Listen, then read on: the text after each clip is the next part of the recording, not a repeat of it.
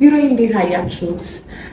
በነገራችን ላይ በ25 ዓመቴ ይህንን የሚያክል ቢሮ ከዛ በኋላ ይህንን የመሰለ ስራ እንዴት ያዘች የሚለውን ነገር ዋንደር እያደረጋችሁ ሊሆን ይችላል።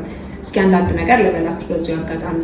ስንቶቻችሁ ናችሁ ህይወታችሁ ላይ ትልቅ ነገር መቀየር ፈልጋችሁ ወይም ደግሞ ትንንሽም ለውጦች ብትፈልጉ ያንን ነገር አቺቭ ለማድረግ በጣም ይከብደናል?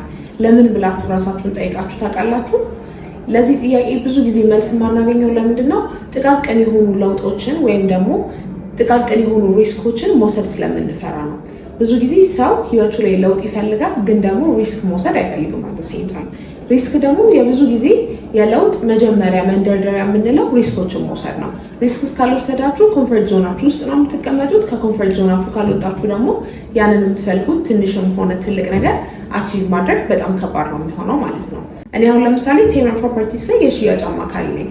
ብዙ ደንበኞች ይመጡና ቤታችሁ ላይ ኢንቨስት ማድረግ እንፈልጋለን ኦር ደግሞ ሱቃችሁ ላይ ኢንቨስት ማድረግ እንፈልጋለን፣ ነገር ግን ይህንን ሪስኩን እንዴት እንውሰድ ማለት ኢንቨስት ለማድረግ ብራቸውን አውጥተው ኢንቨስት ለማድረግ በጣም ይፈራሉ።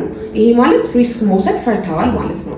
ሪስክ ስትወስዱ የተመዛዘነ ሪስክ ነው የምትወስዱት። አሁን እኛ ቴምር ፕሮፐርቲስ ላይ በዚሁ አጋጣሚ ደግሞ ሹክ ሳላችሁ ማለት የማልፈልገው ነገር ግንባታቸው ከ80% በላይ የተጠናቀቁ የመኖሪያ አፓርትመንቶች ላይ የ35% ቅናሽ አድርገናል። ስለዚህ አሁንም ሪስክ ወስዳችሁ እዚህ የዲስካውንቱ ተጠቃሚ መሆን ትችላላችሁ።